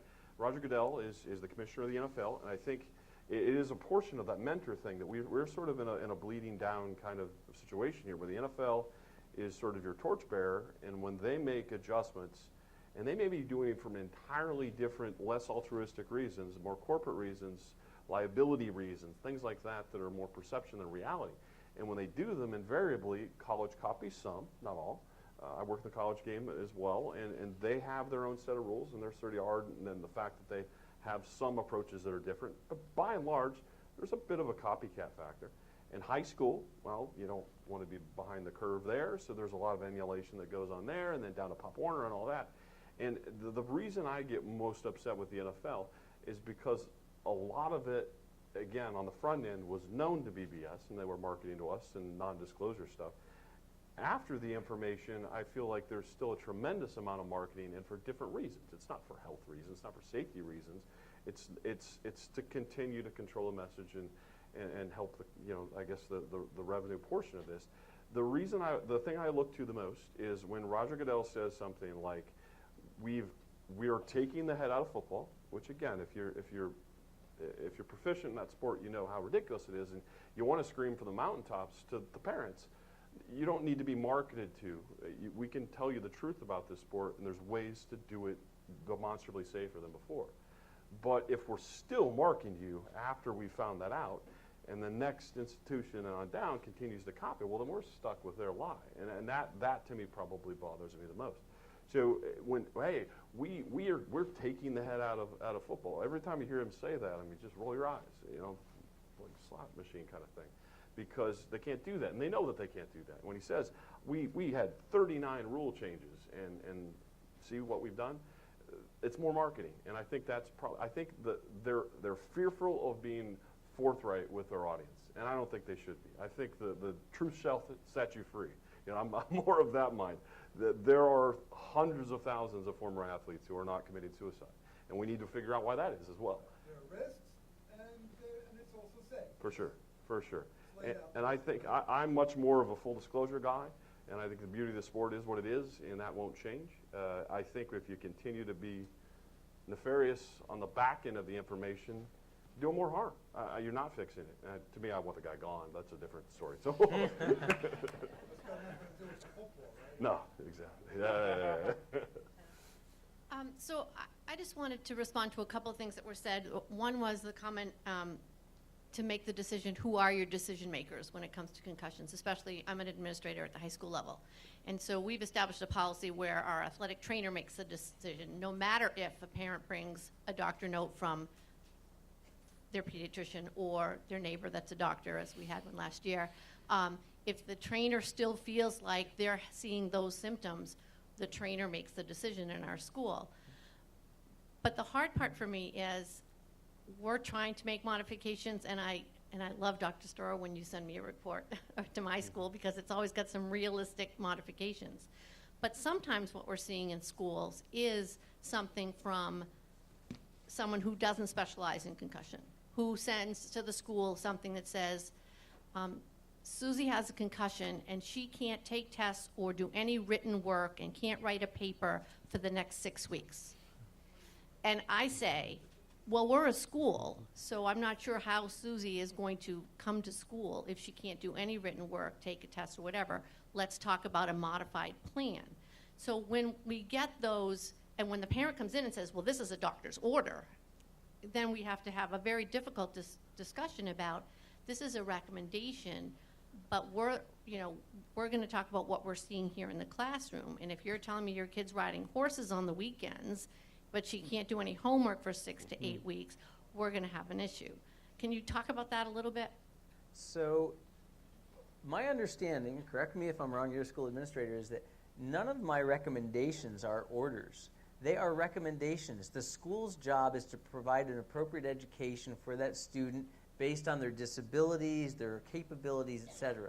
And so even when we have a neuropsychologist see a student, they make recommendations. They make like 10 pages of assessment and 3 pages of recommendations. They're still just that. Even for a kid who has autism or ADHD, they're always recommendations. The school takes those and adapts them how they see fit to their school situation.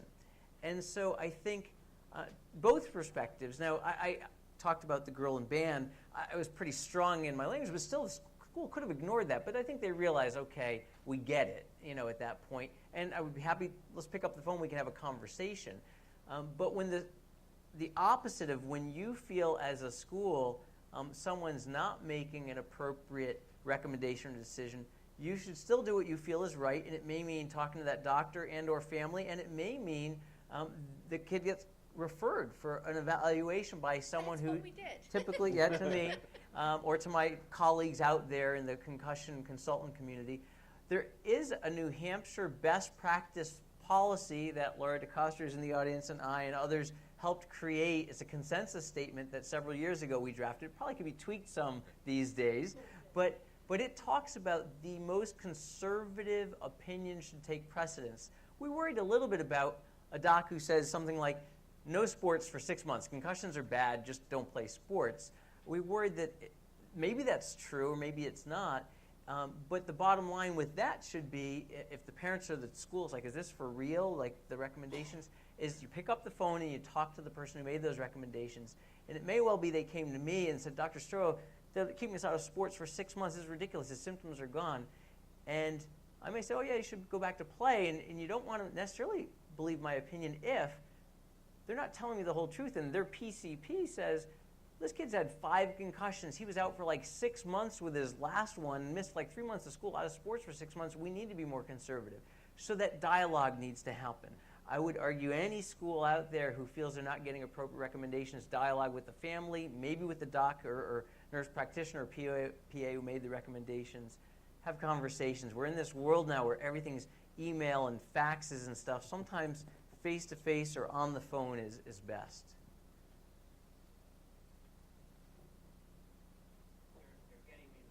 Yep. So we're going to try to wrap this up. We're going to have time for the one more question, okay? Go ahead. Got to be a good one. No pressure. I'll do 2 things. One, I'll violate your request, and then I'll ask a real quick question. Okay. Ed Cunningham, an ESPN announcer, resigned from one of the top jobs in sports broadcasting because of his growing discomfort with the damage being inflicted on the players he was watching each week. The hits kept coming right in front of him until Cunningham said he could no longer, in good conscience, continue his supporting role in football's multi-billion-dollar apparatus. I take full ownership of my alliance with the sport. I just can no longer be in that cheerleader spot. Concern about their long-term health with particular worry for the brain. Cunningham may be the first leading broadcaster to step away from football for a related reason, because it felt wrong to be a close witness to the carnage, profiting from a sport that he knows is killing some of its participants. In its current state, there are some real dangers. Broken limbs, wear and tear, Cunningham said. But the real crux of this is I just don't think the game is safe for the brain. To me, it's unacceptable. So my question is, I'm making an assumption that concussions over time lead to CTE. I don't know if that's a correct assumption, but that's an assumption I'm making. CTE doesn't manifest itself until you're 50 or 60 or 70 years old. So it seems like we are trying to say sports have a risk involved and we'll manage the risk rather than what's going to happen when someone's 40, 50, 60 years old. And my analogy is you wouldn't take a group of sixth graders and tell them that, if you only smoke 3 cigarettes a day, it's okay, because it's not going to manifest itself until they're 50, 60, or 70 years old. So sort of an open question of thoughts. There are great benefits to playing sports. Everything from having increased aerobic capacity, decrease in cardiovascular risk, decrease in cholesterol, high blood pressure, improving mood, being part of a team, camaraderie, learning to get beyond yourself and really help others on the team achieve and excel. So there's great benefits and life lessons. That said, you don't have to play football to get those lessons necessarily. But remember that, not talking about the NFL, and NFL is the elite. I mean, how many people get to the NFL? It's great that you got to the NFL. Congratulations. It's crazy. And everyone thinks their kid's an NFL football player. Everyone thinks their daughter's an Olympic gymnast, right? I mean, but the likelihood of getting even to college, Division I college sports is really low, and then beyond that, to get to pro sports is really low. Now, obviously, some people make it to that. So when talking to Ray Duckler from the Concord Monitor about football, I think the biggest risk of Pop Warner football is that some of those kids are going to go on to high school, college, and pro football. Not to say they shouldn't, but you don't know which are going to get there, and those are going to have the biggest risk of having the cumulative hits. And Pop Warner football, we don't see that many concussions, and on a football team, maybe 10% of the team gets concussed. That means 90% don't. And so it's not everyone. I think Junior Seau would take issue with it doesn't manifest until the 50s or 60s. He had CTE symptoms and findings on his autopsy sooner than that. And there are college players that died an untimely death from car accidents. They study their brains. Even in their 20s had evidence of CTE and may have had some symptoms. So CTE doesn't necessarily just manifest way down the road. But we don't know who's going to be at risk and who isn't. There are boxers and football players who live a nice, timely life and don't have any concerns. Driving cars, our car is our biggest risk of probably a head injury. So we all calculate our risks and figure out what we do and don't want to do. We're bad at assessing risk as humans. We're really bad at it.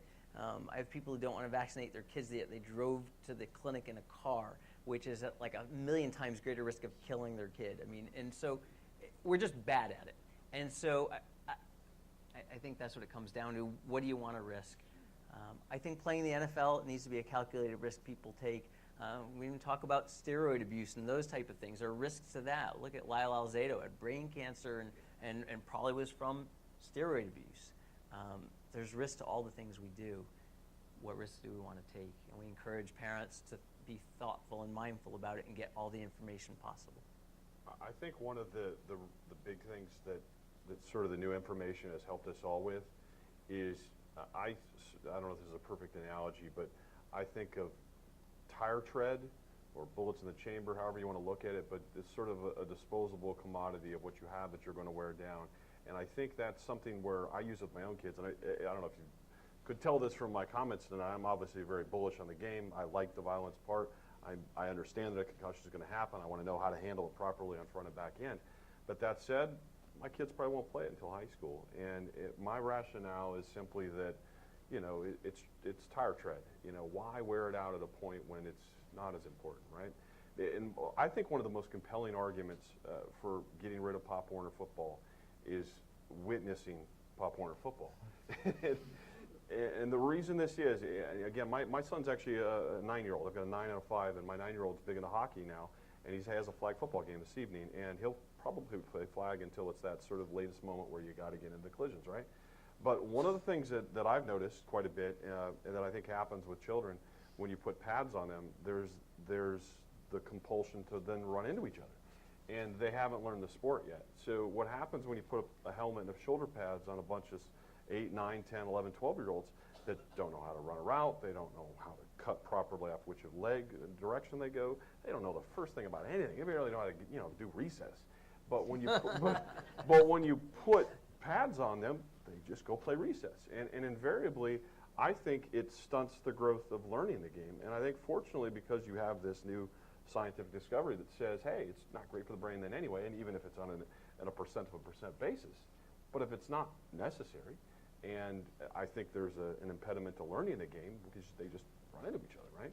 So I think it gives you an alternative excuse to teach basics, to teach fundamentals. And then when it's hitting time, let's hit, you know?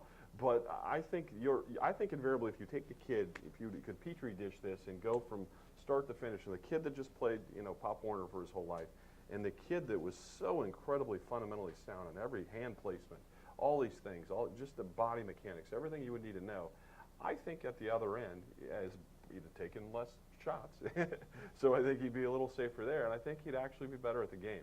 Now I say that, and there comes a moment where there's no getting around it. You got to learn it. You got to put your face in the fan, is what we used to say. And that's a portion of it, and it's unavoidable. And if you don't want that, don't do that sport. I mean, I think that's the biggest thing. If you want to have pretty hands, don't box. You know, if you want, and invariably that's a decision you make on any of these things. If you want pristine brain health, play football. You know, obviously, but there's enough of us in our little community of people that if you wore a plastic Rydell helmet in the 60s, you've now entered your 70s, presumably, if you played through, you know, that generation or even the 70s. There are so many of those guys out there that don't fit the narrative of the concussion movie. And the conversation with us, well, why not? And that's the question they want to answer. That's what we all want to answer, because I'm not having those symptoms, and maybe I won't.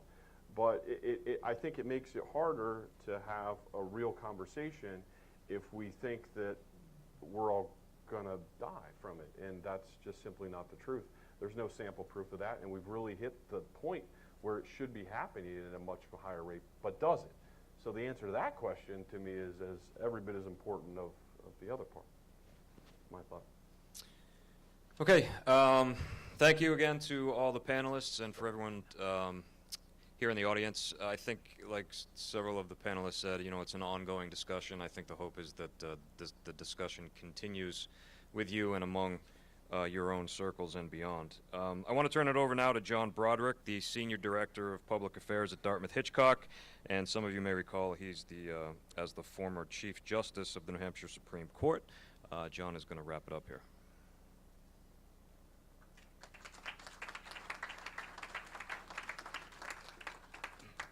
Do you think I've had enough jobs in my lifetime?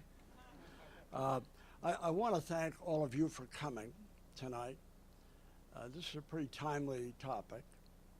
I want to thank the panelists for being here.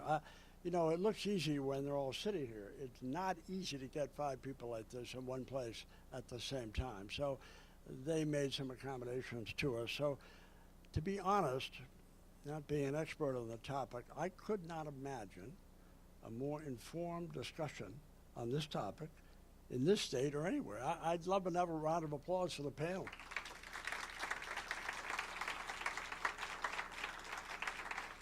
I also want to thank Matt Chatham, who made me Grandfather of the Year tonight. I brought a football, and I asked him if he would sign it for my 8-year-old grandson, Connor, which he graciously did. So thanks to Matt Chatham, Grandpa is pretty cool. He's pretty cool. I want to acknowledge Delta Dental, by the way. Tom Raphael, who's the CEO, is here, and he is a co-sponsor of tonight's event.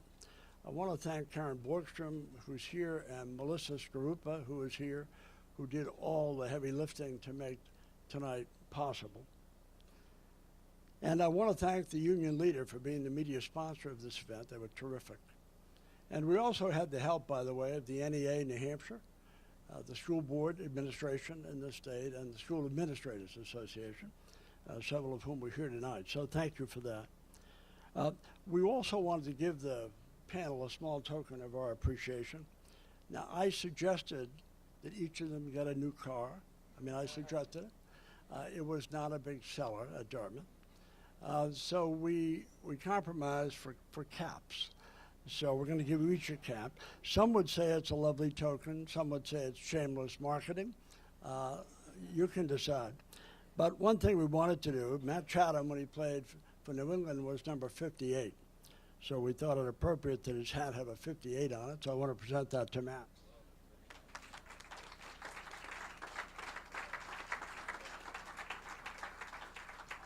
And I have a hat for everyone else on the panel, and I also would like you to join me in thanking Jason King, who led this discussion tonight and moved this panel along. He's a pretty big star in his own right in New Hampshire, and we're delighted that he was here. If you join me in thanking him for moderating tonight. Dartmouth-Hitchcock hopes in the next year to have 2 or 3 more of these sort of functions. They may not be in Manchester, or they may be, to find issues that are topical and timely, like tonight's topic. So hopefully you will pay attention, and maybe you'll come again. Thank you all for coming out tonight, particularly on a night this beautiful to come inside. I appreciate it, and thanks again to the panel. You were terrific. Thank you very much.